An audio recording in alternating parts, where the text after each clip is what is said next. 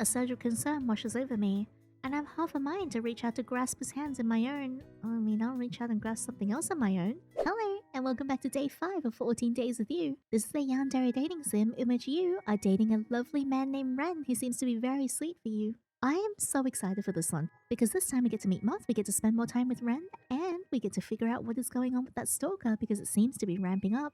I am so excited. I missed Ren so much. Alright, let's go. Yinny? I missed you.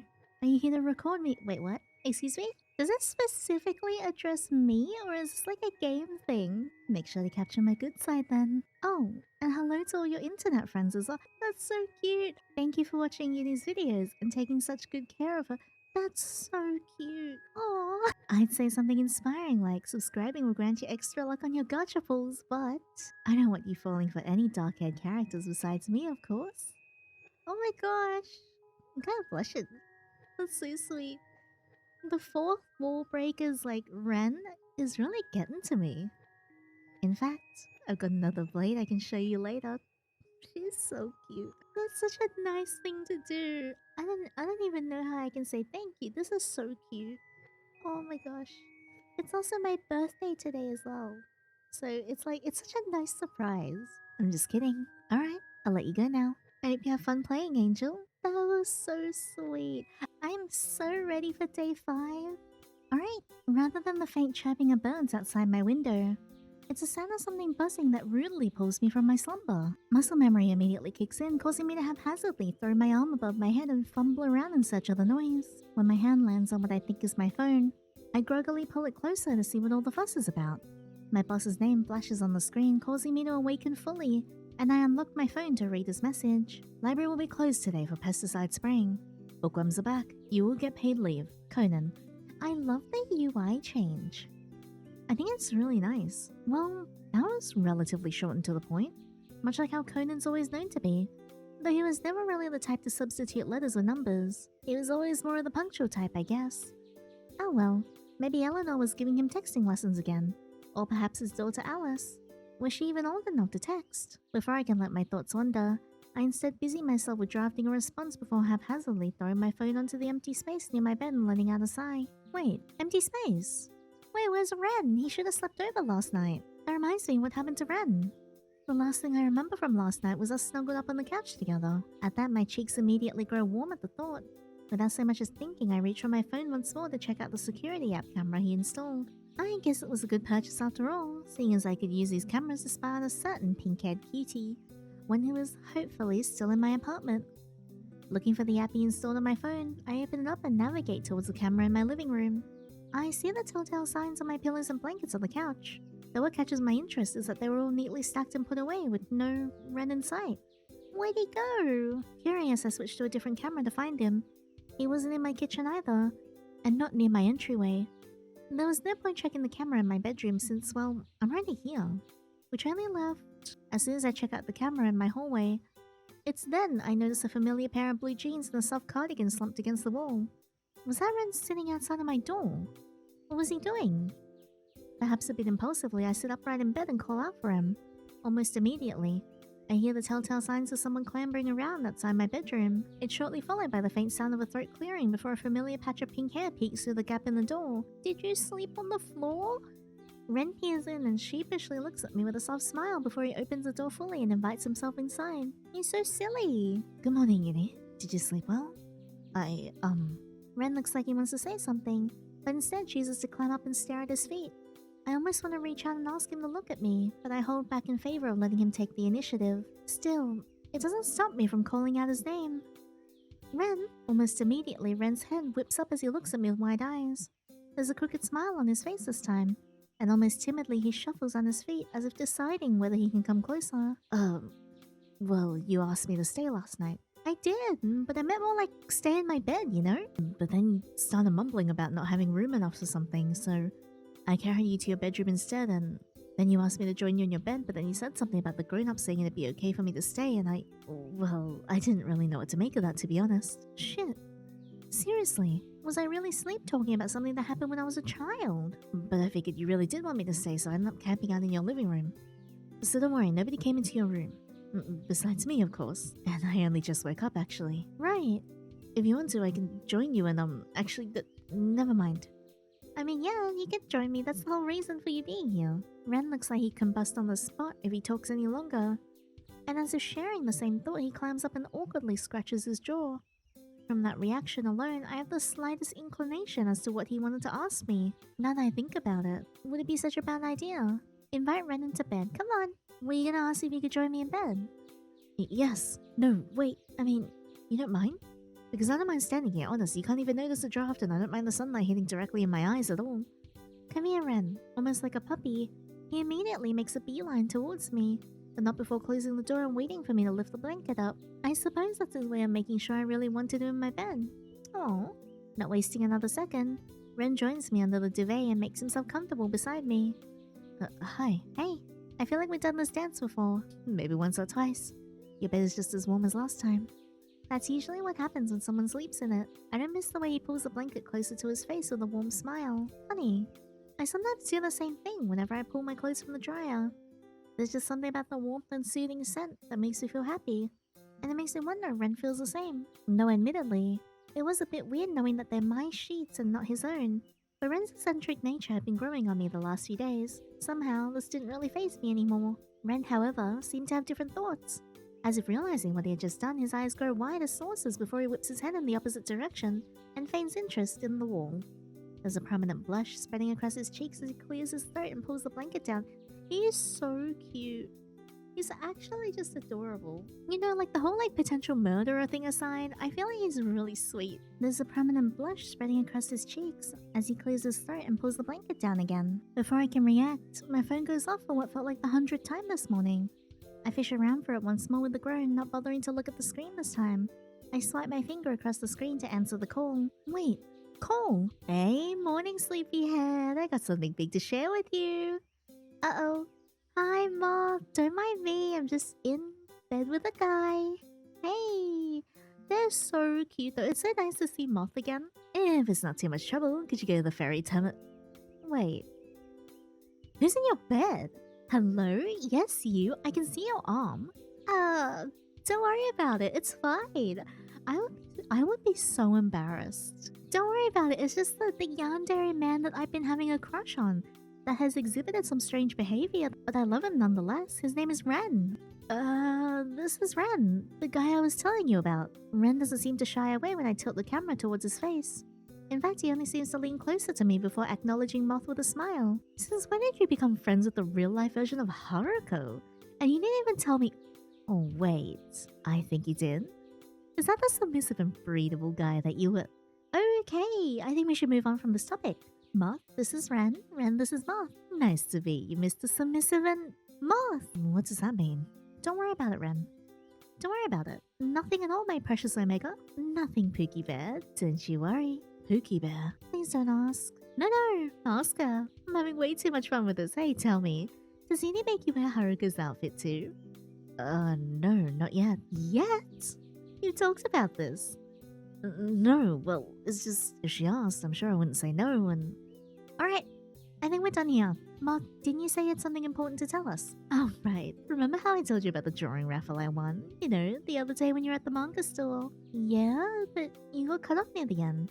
Though I couldn't really make out what you were saying after our call disconnected. I did. Weird. Maybe I'm remembering things differently again. Damn. I now wonder if Ren had something to do with the call disconnecting.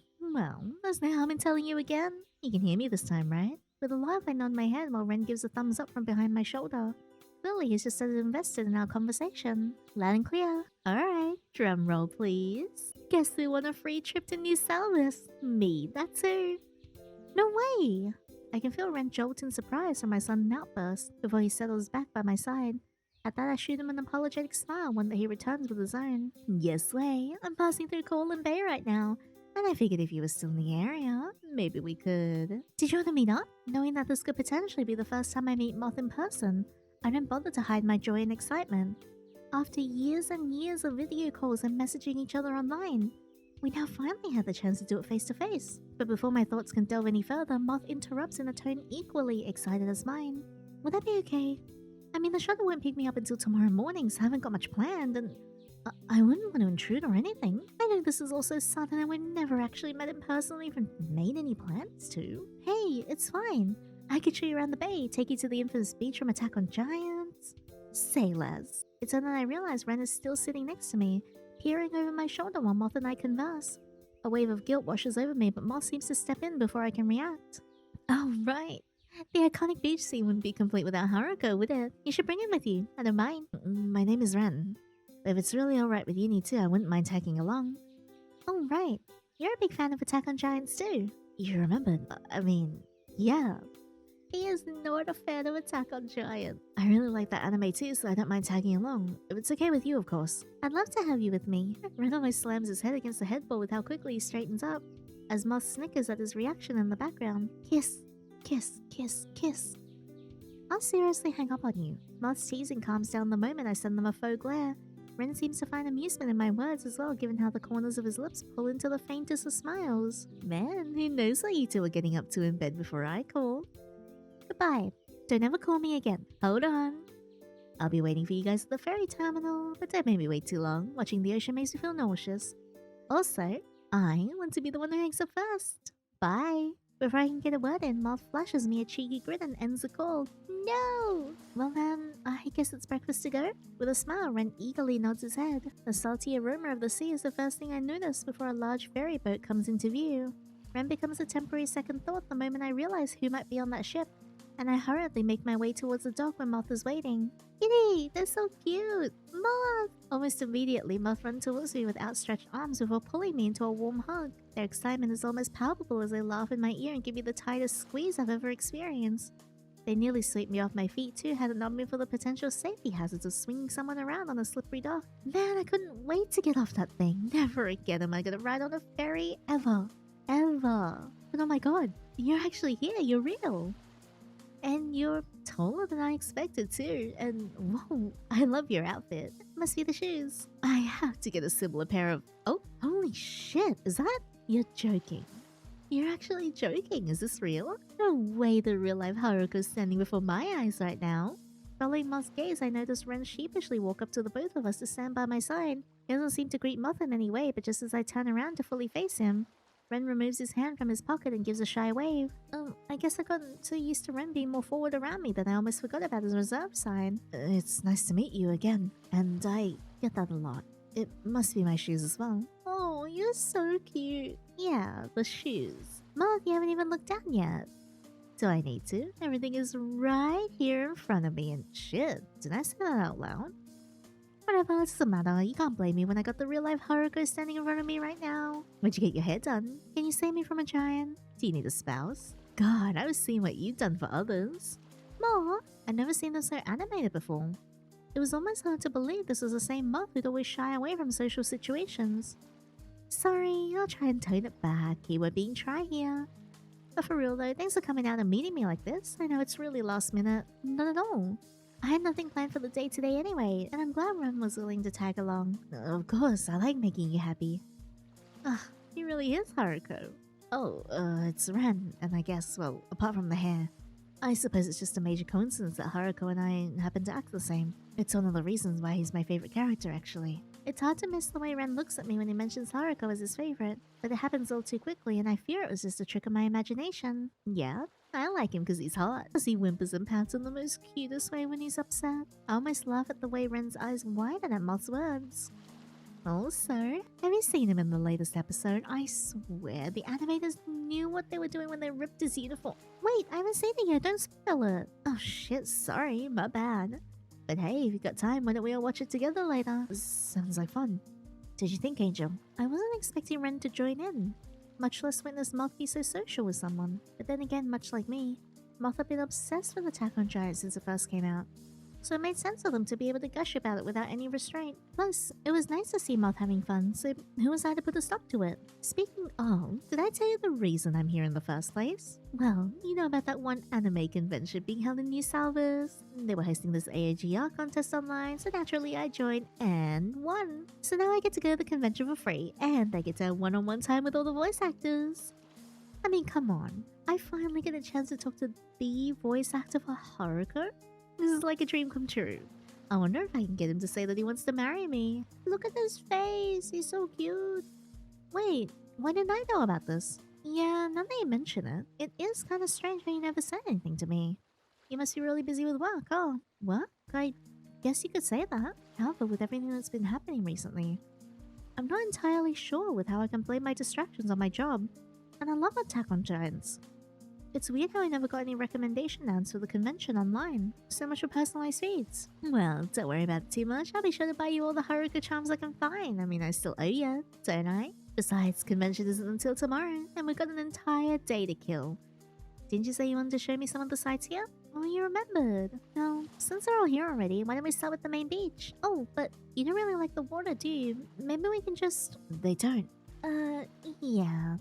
Though it's not really the water that gets to me, it's what's lurking beyond. Unknown creatures, ships and planes that go missing for no reason. Endless depths that have yet to be explored. Yeah, nah, not for me. Oh, and I almost drowned as a kid. What? Unfortunately for you, you'll need to unlock my level 80 friendship to hear that one. Now, what'd you say about the beach? After what happens in the latest episode, I hope I get to see Haruka's glorious butt imprint in the sand. Please don't look at me when you say that. That is true. Despite looking like Haruka, maybe we should be a bit more respectful towards Ren. Bit of a walk, huh? From the ferry terminal? Yeah, it's not far from my place though. Wait, for real? You live around here? See that building over there, the tall one? Ren quickly moves out of the way as Moth squints in the direction I'm pointing at. It takes them a moment, but their eyes finally land on the one building in particular before they turn to me with a concerned look. The one with the ratty sign that's about to fall off its hinges. Yeah, that one. Oh, it's, nice. Not too shabby, but damn, it's really close to the beach, huh? I bet you get a good view of the ocean from up here. Actually, the main street blocks my... Yiddy? Yiddy? And run, right? Hey, hey, hey. A familiar voice calls out from somewhere behind us before Jay emerges from one of the buildings and jogs towards us with a bounce in his step. It's Ren. Oh shit, sorry dude, so it's Ren, huh? Ren? Alright, store that in my brain. I could have sworn I heard Leon call you Ron though. But that's not important right now. What are you guys doing out here so early? I thought you had work today, Yinny. I've actually got the day off today. My boss said something about bookworms, I think, so I was spending the day showing my friend Moth around Colin Bay, the new here. Now that you mention it, yeah, your friend does kind of have that touristy look about him. So your name is Moth, huh? That's a cool name. I'm Jaehyun. Feel free to call me Jay, though. That's so much easier to remember, huh? No, I won't totally blame you guys if you start calling me Joe or something. I mean, think about it. Rod and Joe, an unlikely duo on the hunt for more... hair dye. Hair dye. Yeesh. Tough crowd today, huh? Right. Almost forgotten how shy Moth gets around people they don't know. Unlike talking to strangers online, there was no safety or comfort in having a screen to hide behind in real life. Part of me wonders if this might be the reason why they seem so out of place right now. But this isn't the time to ask, and I didn't want to make Moth feel any more uncomfortable than they already were. So, will you guys head to the beach too? I heard the swell's gonna be good today. We are actually. I want to show Moth the infamous Giant's Cove. Nice, who's hoping there won't be too many tourists there today. It's still early, so maybe they're all... Oh wait, are you going dressed like that? Like what? Come on, the two of you are wearing jeans and the other has two sweaters on. It's totally not beach apparel. If you want, I got a spare pair of swim trunks in my bag that you can borrow for the day. Why don't I buy some swimsuits instead? There's a beach stand just over there. Oh, you don't have to. Besides, I don't think Moth will want to go too deep into the water. It's fine, I won't be long. Ren really wants to see us in a swimsuit, huh? Like, really? Before I can respond, Ren is already bounding towards a nearby store to pick up more swimsuits, leaving me alone with Moth and Jay. Well then, you must be real excited about visiting the cove too. Well, if you guys want to try out surfing later, come find me. I'll be hanging out here all day. Tio and Leon might even show up later if you want to meet even more of Yuni's totally cool and handsome friends. Ew, Tio!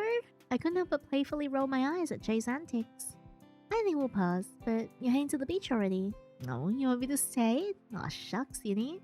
Never mind, see ya. With a gentle shove, I usher Jay in the direction of the beach with a smile. His boisterous laughter slowly fades off as he waves goodbye to Moth and me. It's nice meeting you, Moth. Tell Ren I said bye. Jay seems really nice. He's really nice.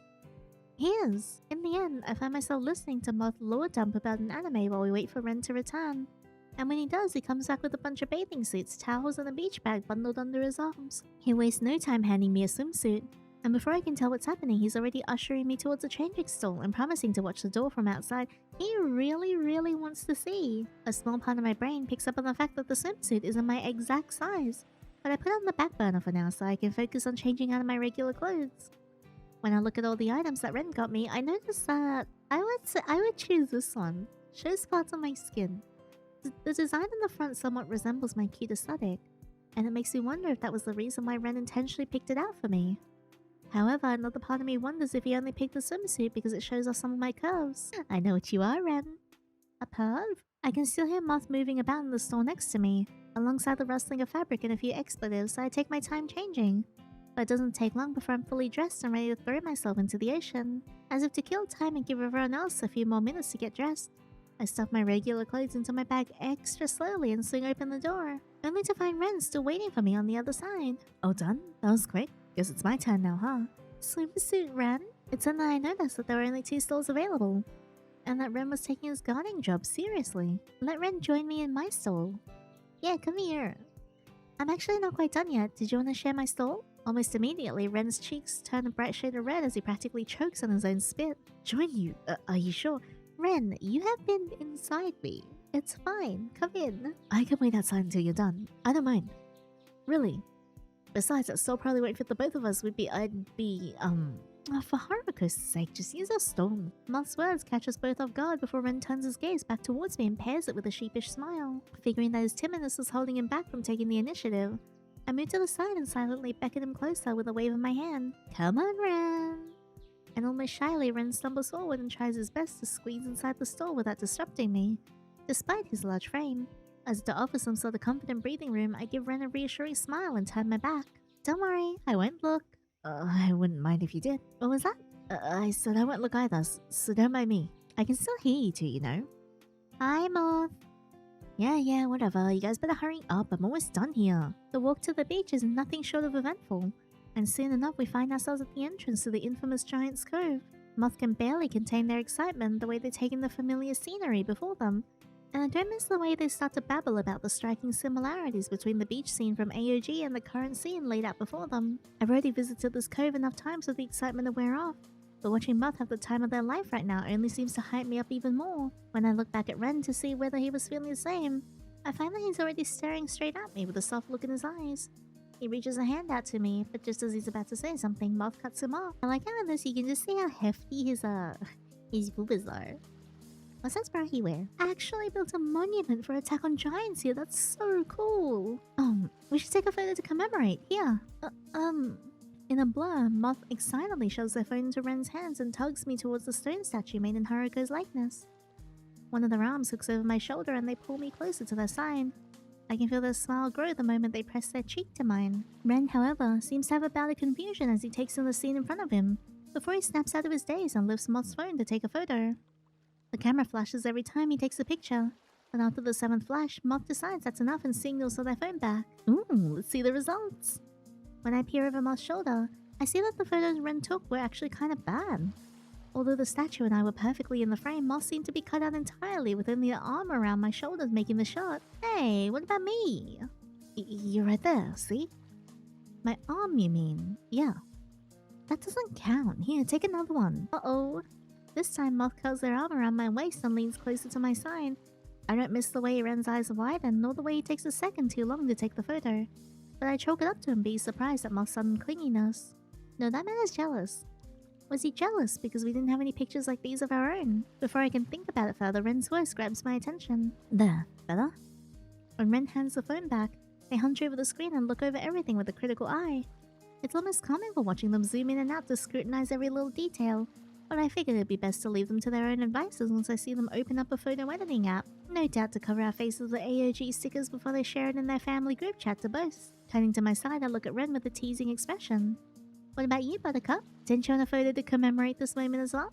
Without waiting for a response, I playfully pull Ren's phone from his pocket and aim it at my pink-haired companion. Oh, he's so cute! Oh, look at him! Ren immediately covers part of his face with his hand, but quickly realizes that he isn't wearing his thick cardigan, so the sleeves of his rash guard hardly do much to hide his growing embarrassment. He almost seems camera shy with the way he turns away from me with a soft blush on his cheeks, though he doesn't complain when I start to take a few photos of my own. In fact, Ren appears to revel in all the attention I'm giving him with the way he indulges in my request with a warm smile. Feeling a sudden surge of confidence, I reach out my hand expectantly and gesture for Ren to place his cheek against it. He wastes no time in leaning down, pressing his face against my hand and nuzzling into my touch. Ren almost looks like a cute puppy like this, and I find myself taking a few more pictures to savor the tender moment. Though admittedly, the eye contact he's giving the camera feels a bit intimate, but I brush it aside for the sake of my rapid heartbeat.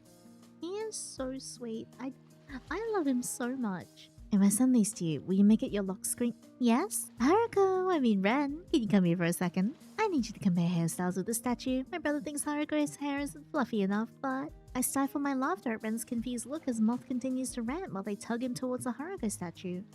I look away the moment they ask him to start posing, and it's then that I realize I still have his phone in my hands.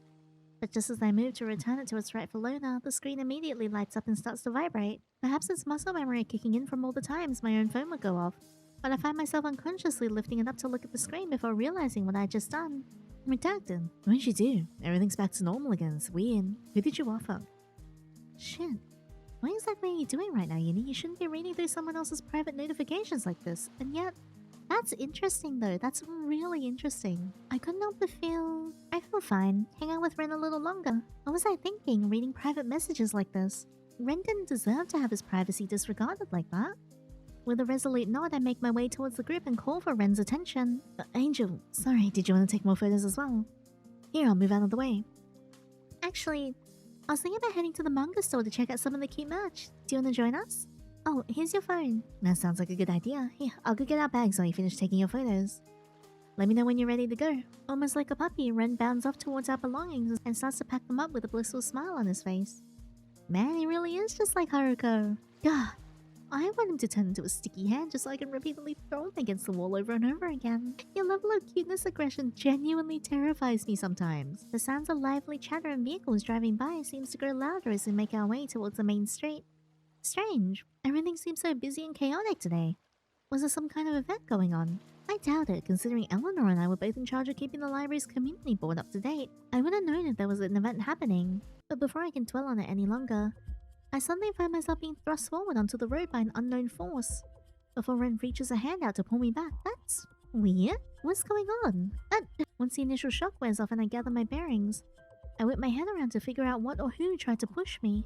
But it proves difficult with Ren's large frame blocking my view, so I remove his hand from my shoulder and sidestep around him. What the hell? When I do, I come face to face with a dark hooded figure who doesn't even bother to acknowledge our existence. What the? This also really tried to push me into oncoming traffic and walked off as if nothing had happened. Wait, was this the person Violet was talking about? The tall build, the hooded jacket. The only thing missing is the crazy amount of belts on their leg. So this is my stalker. I have half a mind to just pull down their mask and hoodie to expose their identity, but I didn't want to cause a scene or make matters worse. Ren, however, seems to have other plans. Before I can react, he surges towards the hooded stranger with a nasty scowl on his face. The hell's your problem? Not even going to apologize. When no response comes, Ren reaches for their shoulder to get their attention. All it does is cause them to turn around slightly before they shrug it off and break into a sprint. Everything happens in a blur. And just as a smudge of black fades from my view, Ren's pink hair replaces it as he gently grips my arms to ground me. Are you alright? Did they hurt you? Concern and worry couldn't even begin to describe the range of emotions present on his face. Ren peers even closer when I don't respond to his questioning, and in that moment I find myself too stunned to speak. All of my attention goes towards the warmth radiating from his sudden closeness and the soft blue eyes peering into mine with so much worry. I can feel Ren's fingers press deeper into my shoulders. Not enough to hurt me, but his presence is enough to anchor me, and he pulls me closer to his chest. I feel safe being surrounded by his concerned presence, and it was nice to know that he cared so much for my well-being. So much that he willingly pick a fight with some stranger for a simple apology. But the moment only lasts for so long. Before I realize that he's trying to get me to respond, I wonder if that's the person that Ren's been talking to this whole time. And they don't like the fact that Ren has messed with the timeline or something and returned things to normal. So he's trying to stir up trouble again. Angel, what's wrong? You okay? Do you know them or something? No, and I'm fine. They just scared me is all. This has never happened to me before. Are you sure you're fine? You're still shaking. Do you want to sit down? Should I call the cops or something? I can barely hear Moth's words over the rapid sounds of my heart beating and the ringing in my ears. I wasn't able to see that person's face because of their mask, but their scent. I could recognize that smell anywhere. It was something unmistakably earthy and muddy, and it felt oddly familiar in some way. Do I know someone who has an earthy and muddy scent? Before I can let my thoughts travel any further, I notice my friends are still staring at me with concerned looks. Not wanting them to worry, I mask my fear with a determined glint in their eyes and try to ease the mood. I'm actually a little bit worried because, like, Violet is a florist, right? But, like, they're a little bit too tall to be Violet. That's, like, the only connection I can make at the moment because Violet works with, like, plants and, like, dirt. And, you're around them enough for that smell to become familiar. So maybe it's someone that knows Violet? Because that person is way too tall to be Violet. Before I can let my thoughts travel any further, maybe we should head home instead. Sure, but are you sure you're alright? You still seem a bit dazed, Yandere. Yeah, I'm fine. We should probably get off the street though. I suppose peak hour is starting soon. That might explain why they're in such a rush. Still, it wouldn't hurt to apologize for bumping into someone. Oh, whatever. You said you wanted to head home. She did.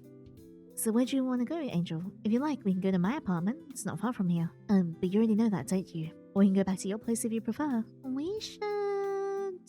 Hello? Where are you going? She's leaving us. Oh, I can't believe this. Maybe she'll come back. We should go to Ren's place. Somehow I felt a lot more comfortable going back to Ren's apartment instead of my own.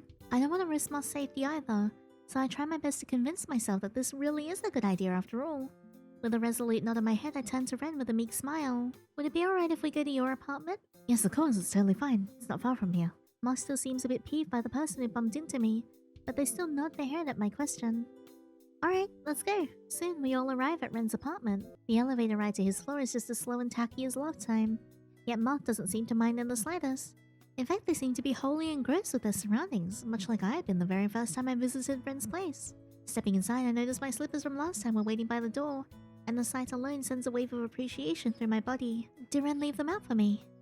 As cheesy as it sounds, it almost feels like coming home to my own apartment. But it's a Moth's awestruck voice that pulls me back to the present, and I watch in silence as they take in the scene before them.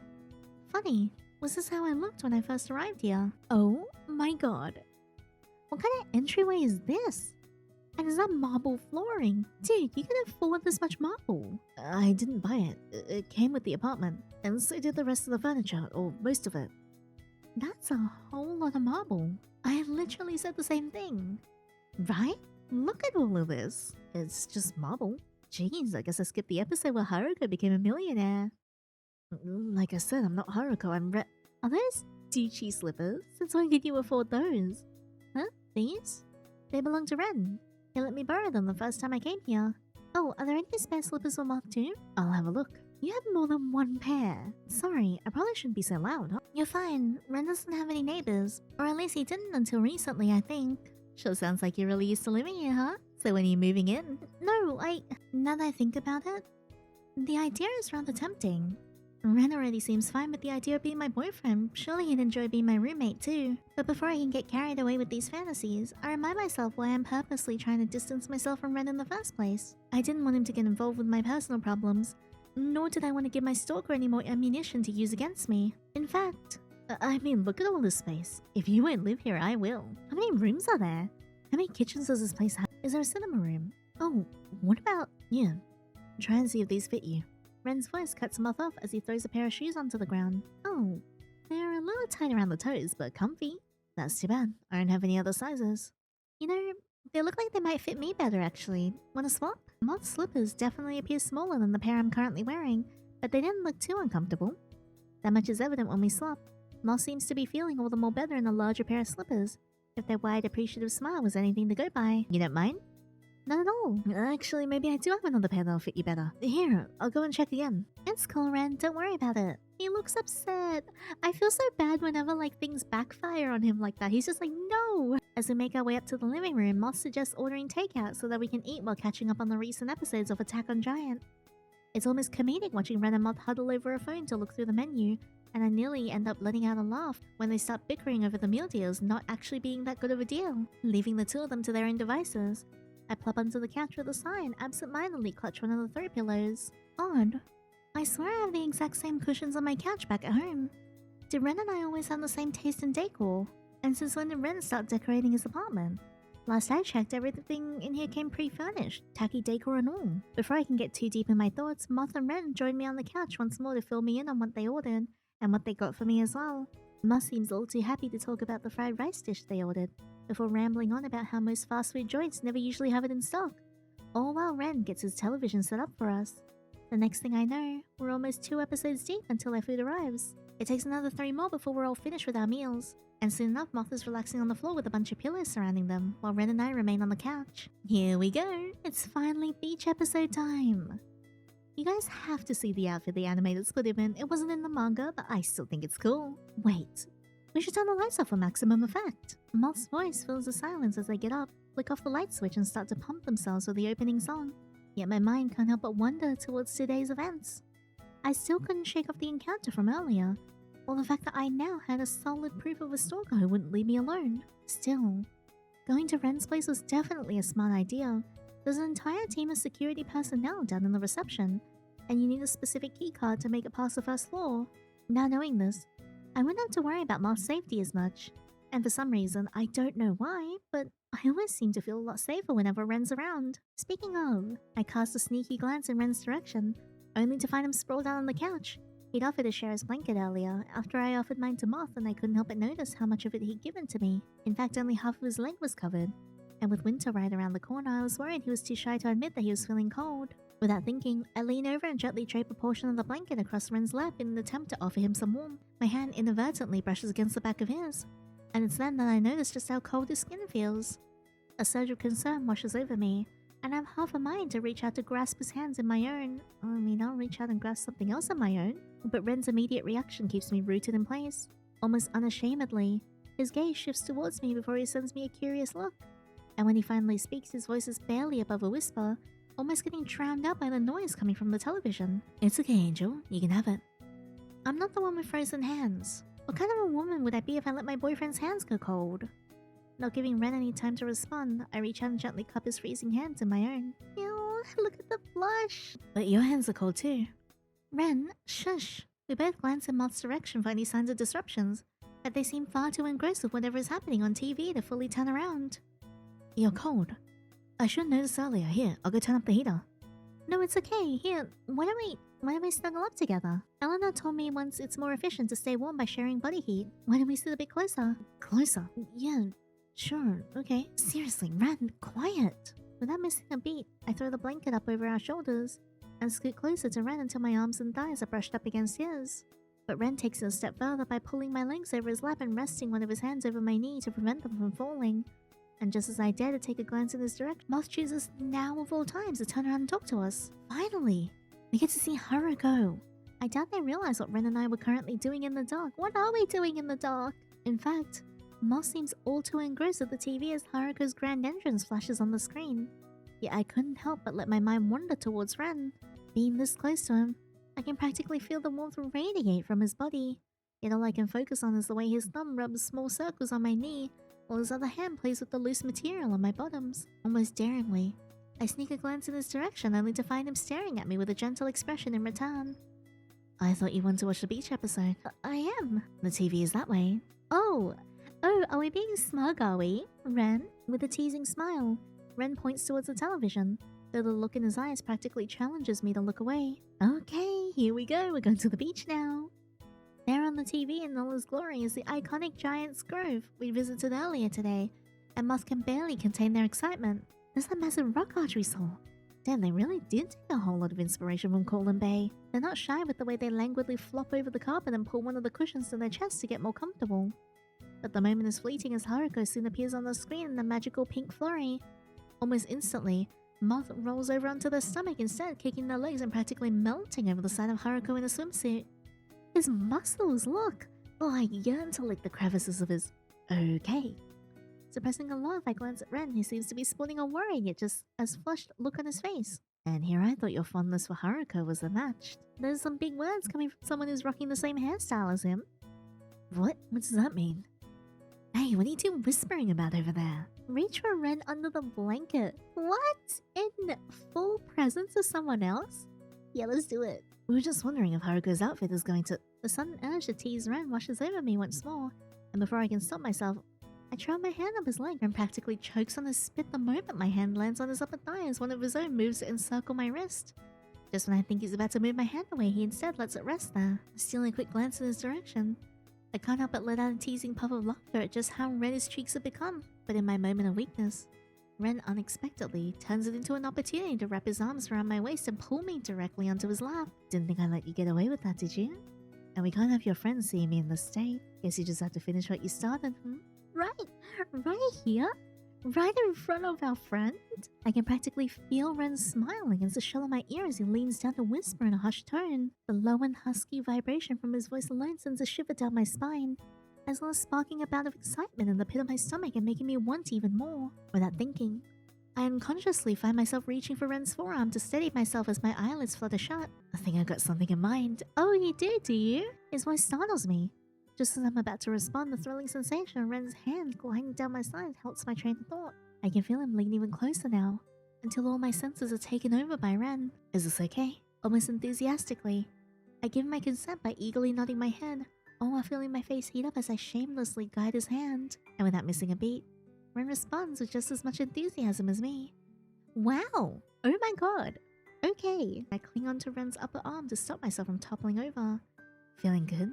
I'm practically what now? Eek!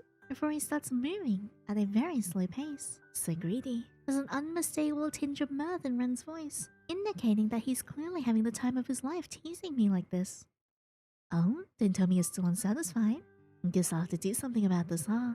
Ren, we cannot do it when Moth is lying on the ground. We're totally gonna do it. But I still can't seem to comprehend how Moth still hasn't picked up on what we're doing yet.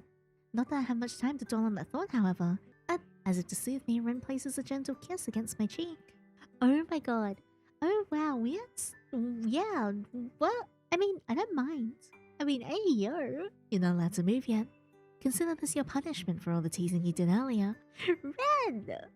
Ren, you can't be serious. Never been more serious in my entire life. In fact, maybe I should just stay like this for a little while longer. You wouldn't mind, right? But I can't seem to feel even an ounce of embarrassment. Yeah, you know what? I'm not really embarrassed either. I don't really have any shame.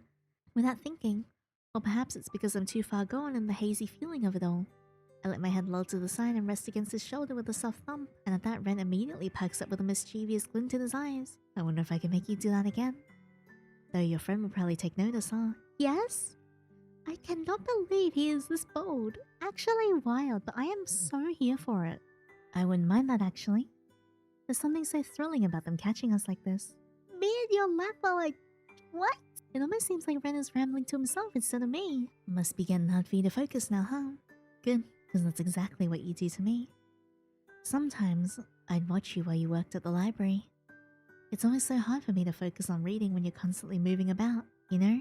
Bending down to pick something up or stretching upwards to place a book on the shelf.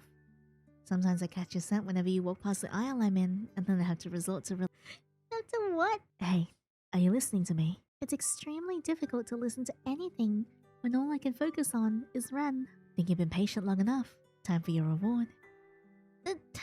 Wow, we are absolutely fandangling it. Next thing I know, Ren is moving me for real this time. Ren must be on the same wavelength as me, as every so often I catch him sneaking glances in Moth's direction with a familiar glint in his eyes. This little shit. Awful. I love him so much. Was he making sure I wouldn't get caught? Or did he want Moth to turn around and catch us in the act? I wonder if... I think they want photos of Haruko doing something like this. Ren! I know I would. Seems fair. Don't you think, Yinny? I mean, you have all those photos of me at the beach. Shouldn't I have photos of you like this? Oh my god. Just kidding. Besides, photos can't compare to having the real deal right in front of me. You know you can come to me anytime, I never deny you. With one final satiated sigh, my body languidly slumps against Ren's embrace as I hear him chuckle from somewhere above me. My eyes feel droopy all of a sudden, and I end up drifting off in Ren's arms. My god, I did not expect the scene to be... there. Ren! But also same. When I come to, the first thing I notice is the comforting weight of the blanket still covering me on the couch, alongside Ren's familiar presence by my side. The soft glow emitting from the TV casts a soft light in the otherwise darkened room. It's then that I realize that the second episode of AOG is currently playing on the screen. Damn, did I really doze off long enough for the series to loop? Weren't there at least 40 episodes? With a soft groan, I adjust myself into a more comfortable position to survey the rest of my surroundings, only to realize my movement must have stirred Ren awake as well. Glancing behind me, I immediately notice his sleepy expression and tidy appearance, which means he must have taken the time to fix both of our clothes at some point during my slumber. An appreciative smile pulls at my features, one that Ren happily returns with his own before the sound of a tired, drawn-out yawn breaks the silence and ruins a tender moment. Turning back around, Zenda I notice Moth beginning to drift off from their spot on the floor. If the drool coming from the corner of their mouth was any indication, it must be bedtime for all of us. But after everything we just done, the last thing I wanted to do was leave the warmth of Ren's body. But the thought of a comfy bed with plenty of legroom was calling my name. I barely have any time to weigh my options. However, as Ren immediately picks up on my drowsy demeanor, he offers to show us to our room so that we can rest. Can I rest in his room? Eventually, he leaves Moth and me to get settled in for the night, claiming that he has one last matter to take care of. Okay, is he gonna confront the person who bumped into us? Is it someone he knows? As I step into my own room, I notice it's just as gaudy and extravagant as the rest of the apartment, furnished with the most ornate decor and bold color choices I've ever seen. Just when I think it couldn't get any worse, I survey the rest of the room and come face to face with the most unfortunate revelation. It didn't come with its own bathroom. Damn it! With a grumble, I step back into the dark hallway, borrow a toothbrush and clothes in hand, and I prepare myself for the inevitability of getting lost in Ren's endless maze of an apartment. All of this for a single bathroom. I have no doubt that this place has at least 4 restrooms, but the chances of me finding even one seems laughable. Stumbling around yet another corner, I come across Moth hunched in front of a door with a frown on their face. Moth? Whoa! Sorry, were you looking for the restroom as well? Nah, my room has a private ensuite. I'm actually looking for something else. A private what? Where was mine? I'm looking for Ren's cosplay room. Okay, maybe we shouldn't be sneaking around his place though. Wait, hold on a second. Are you snooping? Moth! I'm not snooping. I'm just trying to find where he keeps all of his Attack on Giant merch. I'm sure a small peek wouldn't hurt. I watch as Moth reaches for the door once more, only to be met with an audible click and a stiff handle. Oh, damn, locked. Well, what did you expect? Maybe he has a spare key somewhere. You're not seriously still thinking of going through his stuff? And never mind that, this place doesn't use physical keys anyway. You have to use a key card. Ren explained it to me a while ago. So, does that mean you have one? I'm not gonna go snoop through his stuff. You won't, but what if I do? Moth, Yinny. Come on, what if he's one of the lucky people who got Haruko's limited edition sword? You seriously not interested, even in the slightest bit? Okay, so maybe I was just a little tiny, minuscule bit interested. But that spark of interest didn't justify breaking into a locked room without the other person's knowledge. And while it technically wouldn't be breaking in if I used a key card to unlock the door, Ren still trusted me enough to give me one. Not Moth. Me. Besides, I already did my own snooping yesterday and look where that got me. Look, instead of breaking in, why don't you go ask Ren first? I'm sure he wouldn't mind giving you a full tour of his collection if he even has one. You got a point. Man, why didn't I think about that? Think about what? All of a sudden, Ren appears from behind one of the dark hallways and scares the living shit out of us. Whoa! Hey, Pookie Wookie, we were just... Moth wanted to take a look at your Haruko collection. What? Hey! In that room? Why would I... Oh. Well...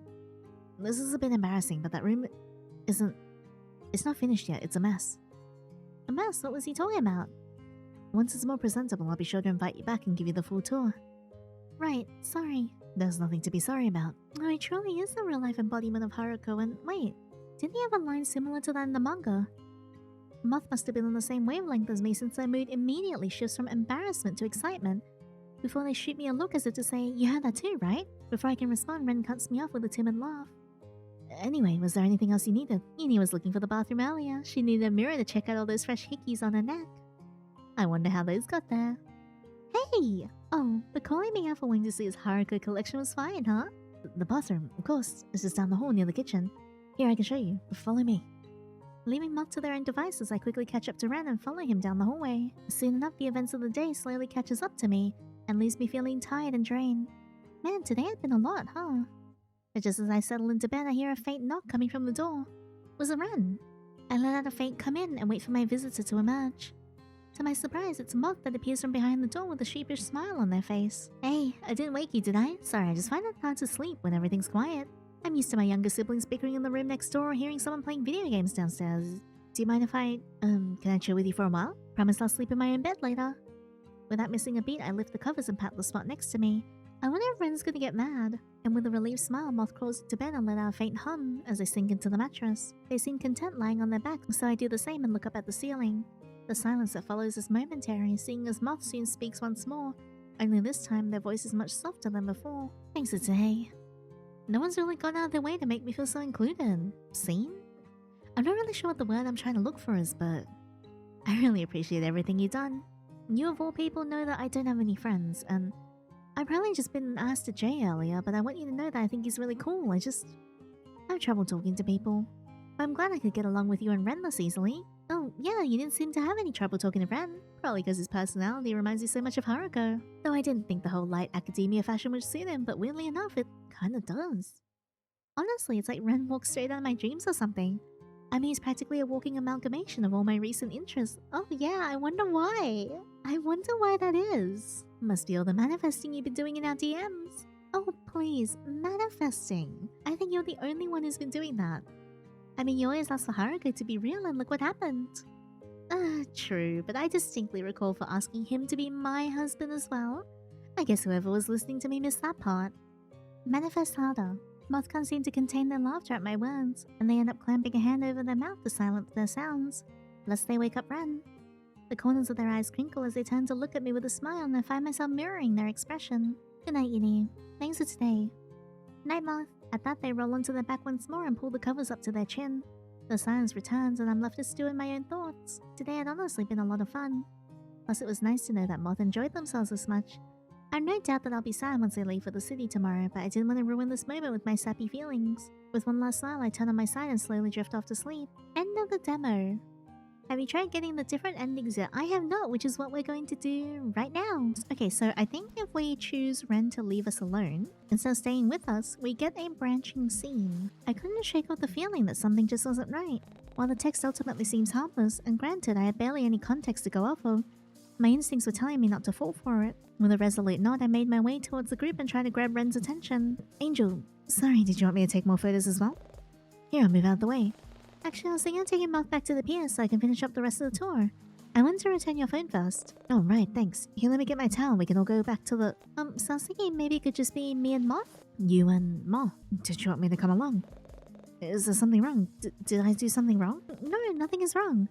I just didn't realize that having the real-life Haruko tagging along would be a bit too overwhelming for them. Once things settle down, maybe we can all meet up again? That was a bold-faced lie, but I was hoping Ren wouldn't see through it. Oh, he's mad. You really don't want me. I see. Oh no, I feel so bad. Yeah, sure. Okay. I guess I'll see you later then. You have my number anyway. I'll only be a text away. If only he knew. The sounds of lively chatter and vehicles driving by grow louder as we make our way towards the main street. Strange, everything seems so busy and chaotic today. Was there some kind of event going on? I doubt it, considering Eleanor and I were both in charge of keeping the library's community board up to date. I would have known that there was an event happening, but before I can dwell on it any longer, I suddenly found myself thrust forward onto the road by an unknown force, before Moth reaches out a hand to pull me back. Oh! I turn around to confront the offender, but I'm not able to get a good look at their face because of the mask and hoodie they're wearing. Despite that, they seem to exude something sinister with the way their shoulders hunch forward as their hands remain in their pocket. What if they're holding a knife in there? Any semblance of retort dies on my tongue as I take a step back towards Moth. I can feel them reach for my arm, and with one more glance I turn away and hurriedly pace down the street. Any semblance of a retort dies on my tongue and I take a step back towards Moth. I can feel them reach for my arm, and with one more glance I turn away and hurriedly pace down the street. What the hell was that? Yinny, are you okay? What the hell was their problem? I mean, come on, how hard is it to look where you're going? That dude's a grade A arsehole. No, that's the S tier of assholes. Moth's words of reassurance do little to comfort me, but I appreciate hearing them nonetheless. I just couldn't seem to shake off the eerie feeling or calm my rapid heartbeat after that sudden encounter. What if that was my stalker? The person who... Maybe I should head back to your place. I guess peak hour is starting soon since everyone seems to be in such a hurry. Yeah, good idea. Whether or not Moth picks up on my hesitancy is not lost on me. I don't want to worry them, let alone ruin what's supposed to be a fun day, so I try my best to mask my fear for their sake. Also, I won't lie. The thought of being within the safety of my own home is a genuinely comforting idea.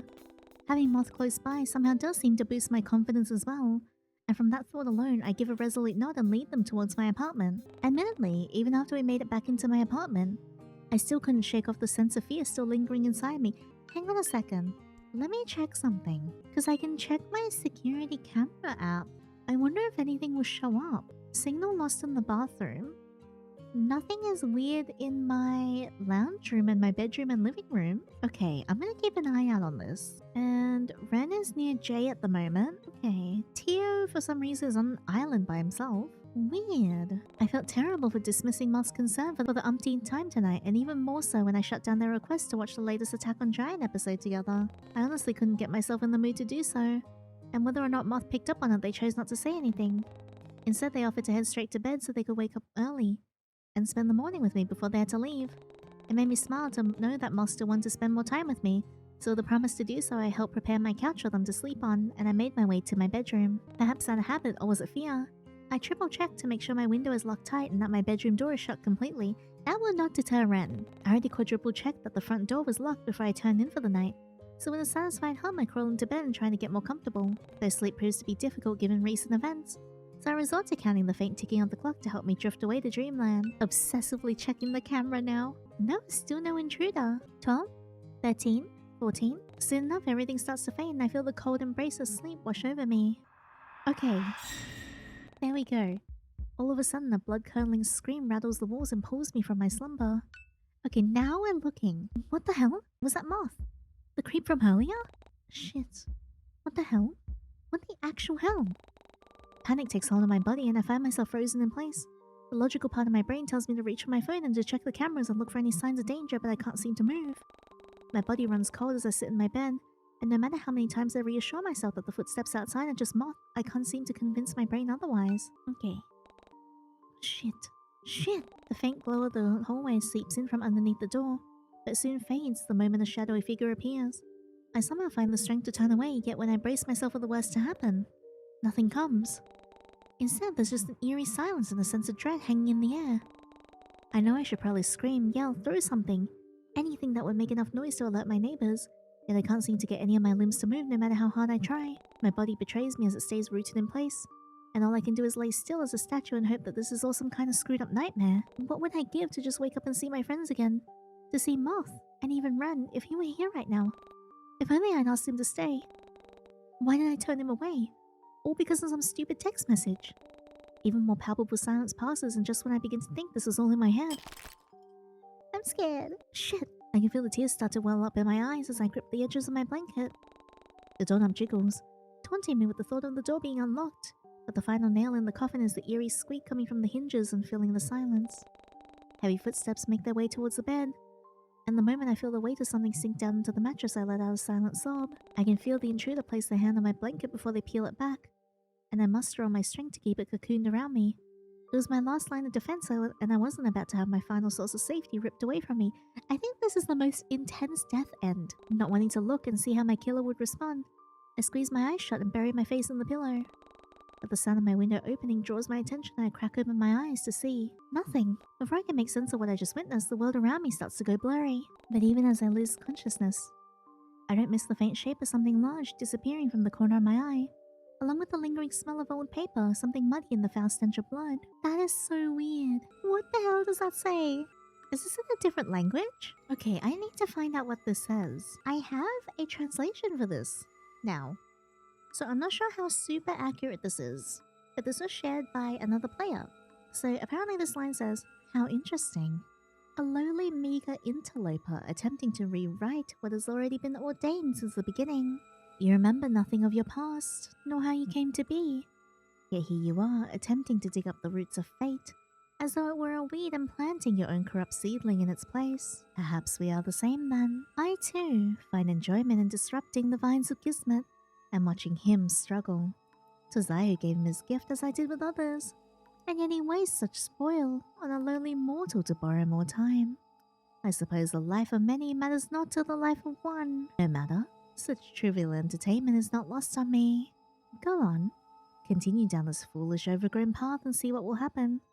'Tis not thy wilting soul I feed on, and it shall not be thy life I claim once the ending has begun. After all, I am the end, just as I am the beginning and the in-between, the past, the present, and future combined into one. I am inevitable.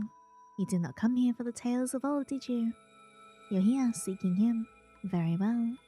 I shall return him unto you once more, though such leniency will not be seen henceforth. Do not come here again. You do not belong here, not until you remember that of which you have forgotten." I think that is our first direct contact with the actual entity. Up until then, it has been Ren keeping the entity at bay the whole time and trying to keep us safe. But he really wasn't here this time because he thinks we really don't want him. So that's probably how the entity was able to get full access to us and actually speak to us, which is wild. I'm so interested to know more. It's really intriguing to me because I feel like there's a whole redacted situation going on and we've yet to actually meet him, like Ren's true personality. And there is something else that he's hiding, which I am very, very excited about. I just wish Pud was here though. Alright, there's also a secret CG, so I'm gonna try and get that as well. So this time we have to pick that we enjoy seeing the thing, be honest, and then we'll go home. And after we've done that, in day 5, we have to ask Ren to go home at the beach again as well. So let's go over to there. Okay, so this is after Ren has left. The moment Moth and I reach the main street, I immediately pick up on the lack of, well, noise. Aside from a lone cop car, there were hardly any other cars or people on the street, and most of the stores appeared to be closed. Weird. Was today a public holiday? I doubt it, considering I was initially supposed to work today. Suddenly, Moth comes to an abrupt stop in front of the only open stores in the street. A quaint little gift shop just opposite of the ice cream parlor.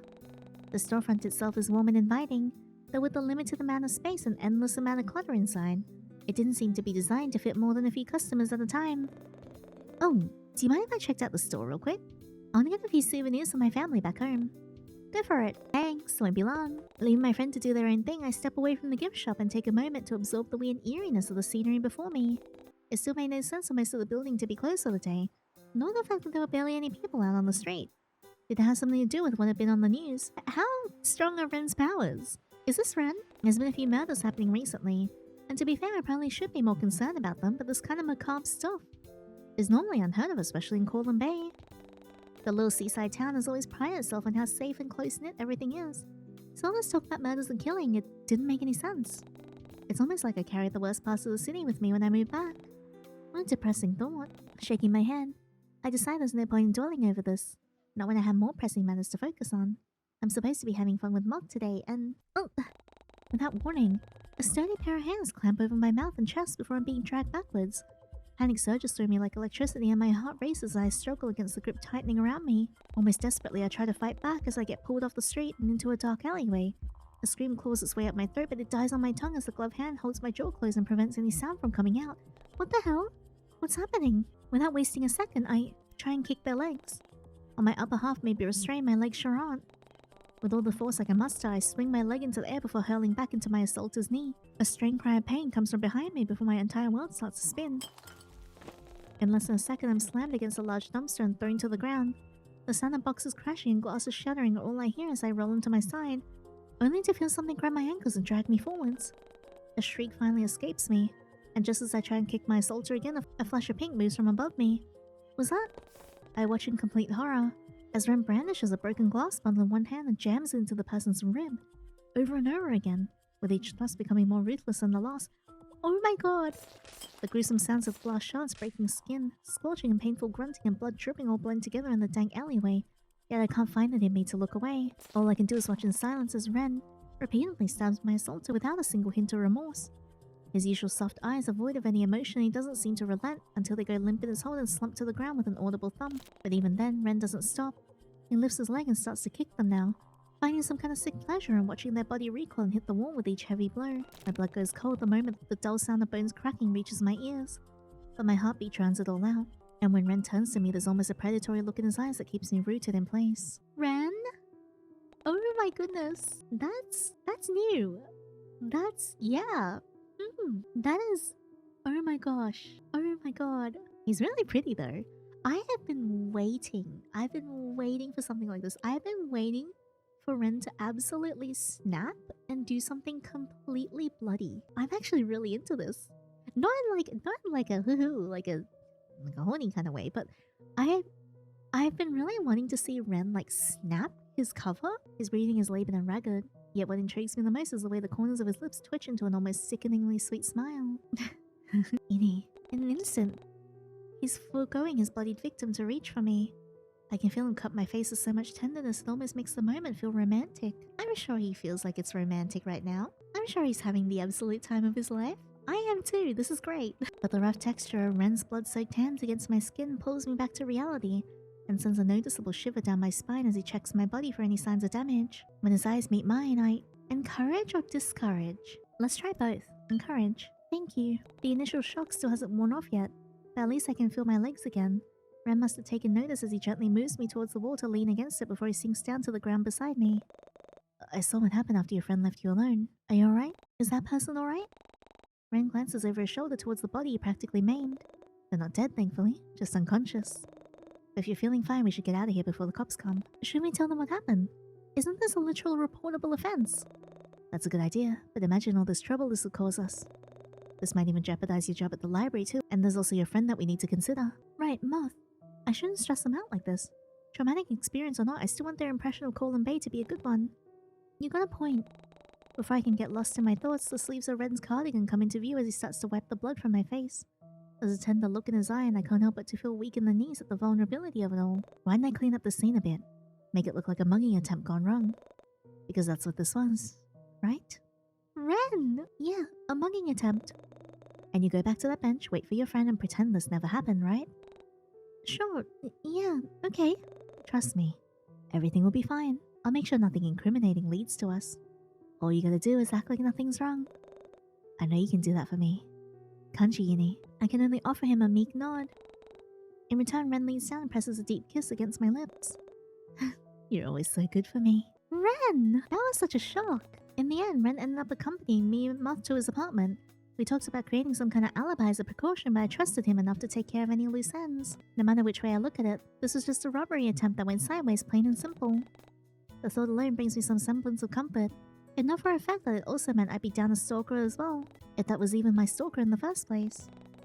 There was something about that assailant that felt different. Somehow like it wasn't the same person who broke into my apartment all those days ago. Ugh.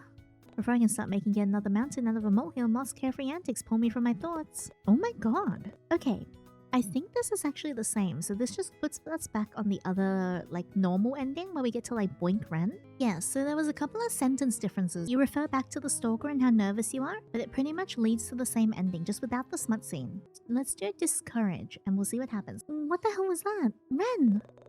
Are you alright? Did they hurt you? Completely ignoring my words, Ren continues to caress my face as he peers down at me. But the sickening feeling of having someone else's blood against my skin makes my stomach churn, so I shove him off and stumble back. My eyes widen in horror when I almost trip over the lifeless body on the floor, and it's then that I realize, are they dead? This can't be real. Ren, you just killed someone. They tried to kill you, Yinny. They had it coming. That doesn't mean you should have shanked them to death. I should have done worse. I mean, you're practically shaking like a leaf right now because of them. Piece of shit deserve to die. I should have made them choke on glass. But don't worry, you're safe now. I won't let anyone else hurt you. What?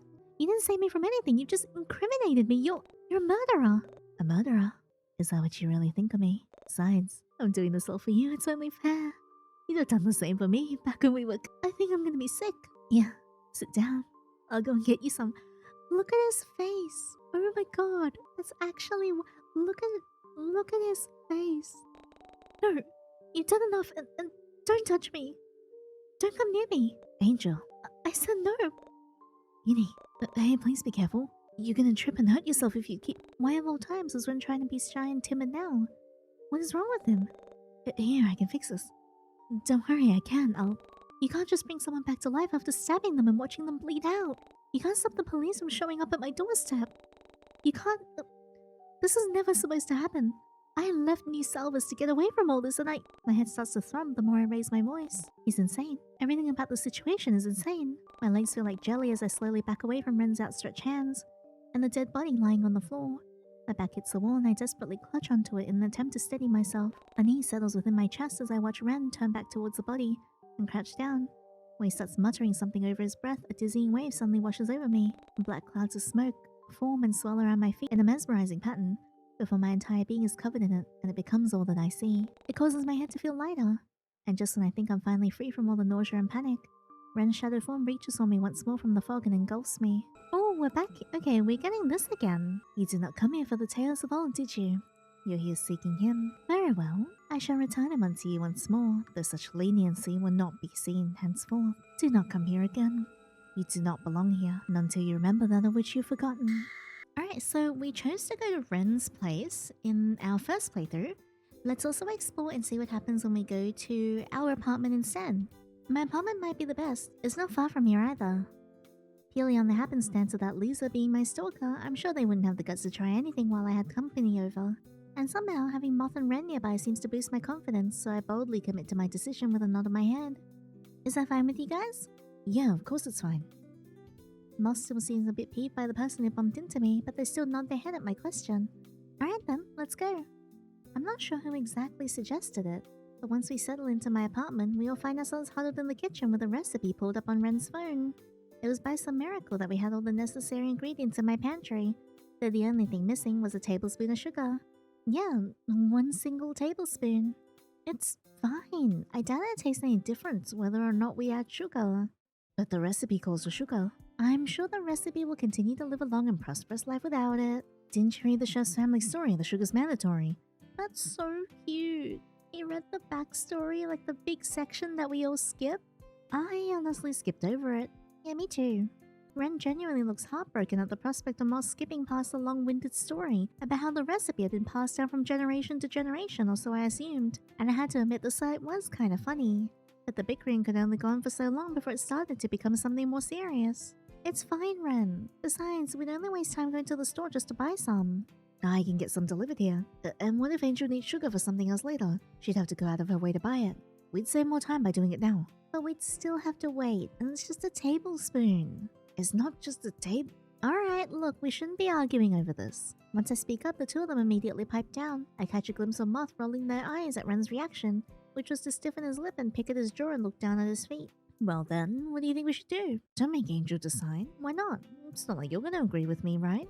I still think it's okay. I don't mind. Whether or not that was true, it was too late for me to take it back. What should I do? Let's ask our neighbors. Oh, good idea. Man, why didn't we think of that? I can go ask if you like. It's fine. I'll quickly pop over to Violet's place and see if she has any sugar. You guys keep working on the main dish. I'll just be a few minutes. Wait. Now that Yinny is gone, did she ever ask you to wear that Haruka cooking outfit? What? Yinny, please come back. Chuckling at their interaction, I make my way towards Violet's door. As soon as the cursor welcome mat comes into view, I clear my throat and gently knock on Violet's door, making sure to avoid the ivy hanging near the peephole. It barely takes 5 seconds before I hear the sound of feet shuffling and my neighbor's head appearing from behind the door. Oh, Yinny, hello. Now isn't this a surprise, Hey, Vi. I'm sorry to bother you. I was just wondering. You don't happen to have some extra sugar I could borrow, do you? Sugar? Well, of course. I was just using some to bake a batch of blueberry cookies the other day. Yeah. I'll just be a moment. Before I can respond, Violet goes back into her apartment, but leaves the door open for me to peer inside. Once more, I'm hit with the calming aroma of lavender and herbs, with the smell of something luxurious as new. Leaning closer, I pick up on the faint sounds of chatter in the background as well, and it has me wondering, did Violet have a guest over? Curiosity washes over me, and instead I notice a pair of high-end heels by the door. Were those Violet's shoes? They looked an awful lot like... wait, whose? I don't have time to wonder for long, however, as Violet soon returns with a small container full of sugar. Here we go. Is this enough, or would you like some more? Oh no, this is fine. Thanks, Violet. No problem. Feel free to stop by any time. You're always welcome here. Oh, she follows my gaze towards the pair of heels and almost shyly, she retreats behind the door with a sheepish smile. An old friend of mine is in town for a while. Her name's Kiara. We're catching up and reminiscing about old times together. Kiara? You mean Eleanor's sister? I didn't know you two knew each other or that you guys were friends. Yes, well, it's quite a bit more complicated than that, actually. The faint blush on her cheek says everything. I have half a mind to tease her, but I ultimately go against it, considering how she literally just let me borrow some of her sugar. Still, encourage the crush. A bit more complicated than just friends, huh? Does that mean you're planning on giving Kiara some sugar later as well? Yay! Yay! What are you suggesting? Everything alright there, Violet dear? Kiara's concerned voice can be heard somewhere deeper in Violet's apartment as she shot me an incredulous look that would only get softened by the red blooming on her cheeks. Oh, no, everything's fine. I'm just saying goodbye. Well, alright then. Taking the hint, I let out a snort and turned towards my door. Alright, I'll stop now. Thanks for the sugar, Vi, and no funny business, you two. With a wink, I give my neighbor 2 thumbs up and head back into my own apartment across the hall. With everything settled, we all go back to making dinner. Admittedly, I was a little wary of letting Ren watch the stove, considering how distracted he was with something on his phone. He seems to be doing well so far. Moth, however, is all too happy to wash the dishes, which leaves me in charge of dumping the remaining vegetables into the pan while Ren stirs. You know, Yinny, if you're a vegetable, you'd be a cucumber. Oh, what? Oh my god. Cringe. Well, if you're a potato, you'd be a sweet one. Aww. You think I'm sweet? Ugh, you two are acting like an old married couple now. Gross. Can we get back to the conversation about Ren not knowing the difference between a cucumber and a zucchini? because it's kind of funny watching him married.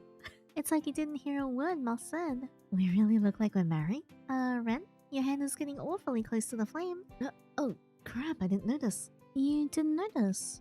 Now that I'm here thinking about it, Ren did have quite a number of strange markings littering parts of his hands. Some look like deep cuts while others closely resemble inflamed blemishes and burn marks. Did something happen to him in the past? Was that why he wasn't able to feel the heat coming from the stove? Before I can ask, Ren seems to notice my inquisitive gaze fixated on his hands and beats me to the punch. Curious? I once said that I'd tell you about my entire life story, didn't I? All you have to do is ask, Angel. Was he really being genuine right now? If so...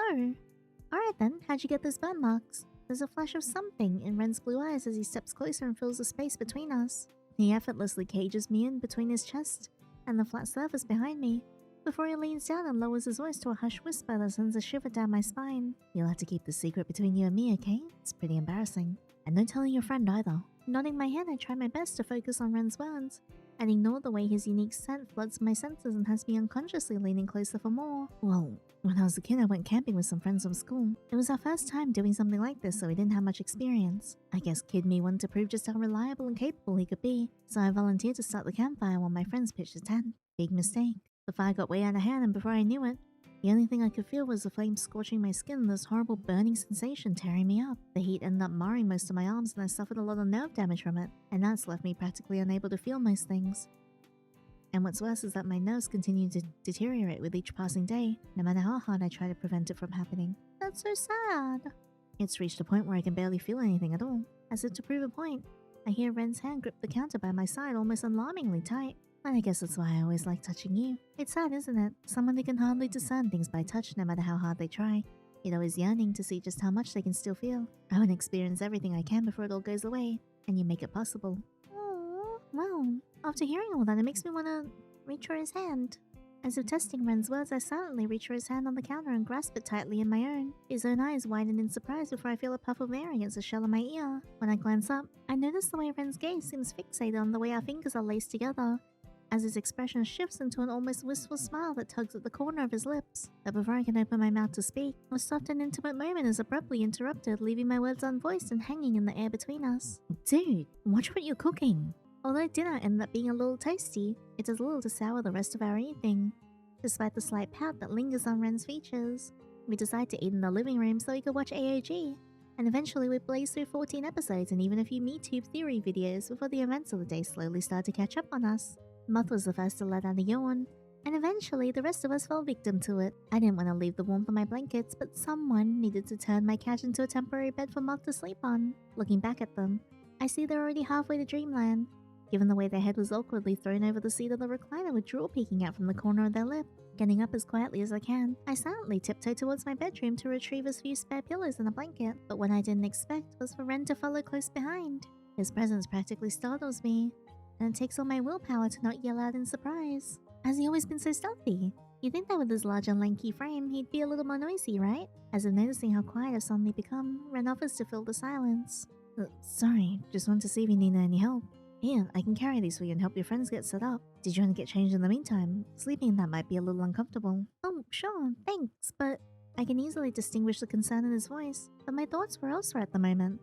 I can't believe it took me this long to realize, but where was Ren going to sleep? In our bed? Would you mind sharing the bed with me?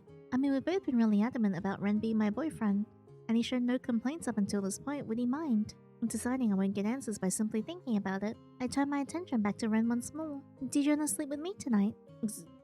Sleep with you? You mean like, you know, or did you mean... Also about sharing a bed with me, you dork? Oh, right, yes. Yeah, that's fine, I don't mind. But what about you? Are you really okay with that? Share a bed with Ren. Yeah, why wouldn't I be? You're my boyfriend, aren't you? Yes. Oh, look at him. Yeah, I'll go bring this to your friend and come right back. Okay. But just to make sure, you really want me to share a bed with you? Yes, Ren. And I'm really your boyfriend? Yes, Ren. Really, you promise? Hurry up before I change my mind. At that, Ren practically teleports out of the room and sprints down the hallway. Settling into bed, I let out a deep sigh and sink deeper into my pillow. Ren joined me earlier after he removed his outer cardigan and belt, though I figured the jeans must have been comfortable enough for him to sleep in. But it wasn't like I had any spare clothes that would fit his large and lanky frame, and there was no way I was going to ask him to take his pants off. Why not? I would. Do it right now, whip it out. Ren, however, didn't seem to mind sleeping in denim, as he paid them no mind the moment he joined me under the covers and pulled me closer towards his body. I was so close that I could feel his chest slowly rise and fall against my backside, signaling that he had already fallen asleep, and I found it oddly soothing, somehow. It was so soothing that in fact it almost had me dozing off as well. Yet for some reason, my mind didn't seem to get the memo. Today had been an eventful day, to say the least, but despite everything, I was glad that Moss seemed to enjoy themselves. All I wanted was for them to have a fun and memorable experience here in Colin Bay, much like I did all those years ago. Nothing could replace the fun memories of me exploring the wonders of the town on my own as a child, even going as far as Lake Blue Moss before an adult would find me and tell me it was time to go home. Thinking back on the memory, wasn't there someone else with me? I remember leaving the playground to venture deeper into the woods far enough to see the actual lake itself, and there would always be someone waiting there for me. Was it Leon? It was him, right? I honestly couldn't remember anyone else from my childhood. What about the child with the pigtails and colourful bandages all over their body? Was that Leon? Somehow that didn't feel right. But all this thinking wasn't doing me any good. I had to be up early if I wanted to catch up with Moth before they left. Sighing once more, I turned onto my side and tried and count sheep. Eventually it worked, and I soon found myself falling into a deep comforting slumber. And that's the apartment end. Hooray! Alright, I've got one more thing to show you guys. This is bonus content and an alternate ending to when you ask Ren to leave us alone. And now that we're here, this is when Moth stays over with us, but Ren is not with us this time. And this is when we're about to fall asleep. Soon enough, everything starts to fade, and I feel the cold embrace of sleep wash over me. All of a sudden, a blood-curdling scream rattles the walls and pulls me from my slumber. What the? Was that Moth? What was that? Don't tell me it was the creep from earlier. Panic takes hold of my body and I find myself frozen in place. The logical part of my brain tells me to reach for my phone, to check the camera and look for any signs of danger, but I can't seem to move. Alright, let me have a look. Nothing at the moment. My body runs cold as I sit in my bed. No matter how many times I reassure myself that the footsteps outside are just Moth, I can't seem to convince my brain otherwise. Crap! The faint glow of the hallway light seeps in from underneath the door, but it soon fades away the moment a shadowy figure appears. I somehow find the strength to turn away, yet when I brace myself for the worst to happen, nothing comes. Instead, there's an eerie silence and a sense of dread hanging in the air, but I'm scared. I know I should probably scream, yell, throw something, anything that would make enough noise to alert my neighbors. Yet I can't seem to get any of my limbs to move no matter how hard I try. My body betrays me as it stays rooted in place, and all I can do is lay as still as a statue and hope that this is all some kind of messed up nightmare. What would I give to just wake up and see my friends again? To see Tio again? And even Ren, if he were here right now. If only I'd asked him to stay, why did I turn him away? Or because of some stupid text message? Even more palpable silence passes, and just when I begin to think this is all in my head. If the silhouettes weren't clear enough, I think this is Olivia, and this is Tio, who Ren has actually killed in this timeline. So I actually went back and started a new save, and I chose the options which would make Ren kill both Olivia and Tio. From the corner of my eye, I swear I can see some sort of ghastly apparition begin to form by the foot of my bed. Tendrils of smoke seem to rise from the floor and wrap around my form, before it envelops me in a dark haze and renders me unable to move or make a sound. All I can hear is a loud thump of my heartbeat before, in the blink of an eye, the otherworldly mass manifests closer to me, and soon I notice the eerie sound spilling from the darkness. It's a macabre amalgamation of bones cracking, flesh blending in ways it shouldn't, unnerving crying and the muffled pleas and shouts for help. I wonder what this says. Upon hearing that, a bloodied severed hand emerges from the dark abyss and hovers above my face, and I let out a pitiful sob the moment a drop of blood lands on my cheek. The hand reaches for the blanket below my chin in an attempt to peel it back, and I muster all my strength to keep it cocooned around me, but it was my last line of defense, and I wasn't about to have my final source of safety ripped away from me. Not wanting to look and see how the spectral form would respond, I squeezed my eyes shut and tried to bury my face in the pillow. But the eerie sound of water running and reeds rattling in the wind drew my attention, and I crack open an eye to see nothing. Before I can make sense of what I just witnessed, the world around me starts to go blurry. But even as I lose consciousness, I notice the faint shape of something large disappearing from the corner of my eye, along with the lingering smell of old paper, something muddy, and the foul stench of blood. Good lord, that was terrifying! And that is all the endings of day 5 of 14 Days with You. I love this day. I feel like it was really nice because we got to, one, see Ren and MC's relationship develop further. Like, they're actually, like, you know, very comfortable with being boyfriend and girlfriend now, which I thought was really cute. Finally getting to see Moth was amazing as well. I really liked that, and seeing like Ren interact with Moth without that kind of animosity that he had towards Tyr. One thing that I loved, Ren finally snapping. His cover is gone. Like, we already knew before that his cover was like, you know, just there as a disguise, but this is the first time that he's actually snapped and done something in front of the main character, which I found was so interesting. And also, being able to meet the entity. Something about the entity's actions finally ramping up and being able to do stuff and interact with us directly instead of Ren keeping it at bay and interacting through Ren is very, very exciting. I am so happy about this. I'm also still blown away that Sai was so cute and put the little like customized greeting from Ren for me at the beginning where he talks about like my videos, refers to you guys, and also refers to Blade as well. That was so sweet. I was not expecting that, so when I saw that, I was beside myself. It's such a nice thing to do. It was so sweet. She's so incredibly kind and hardworking, and like I just respect her so much as a creator. She's cultivated such a lovely space, has made an immense work of art for a game. She's just so clever and talented. I adore her so much. So much. But thank you so much again for coming along with me and experiencing day 5 of 14 days with you. If you guys like this video, please leave a thumbs up and subscribe so you don't miss out on the next one. And also, if you want the full uncut reaction to the spicy scene, that is available on my Patreon. Link is in the description box below. But let me know your thoughts. What do you think the entity's main goal is? I'd love to hear your thoughts down in the comments below. But that's all for now. Thank you so much again, and until next time, take care.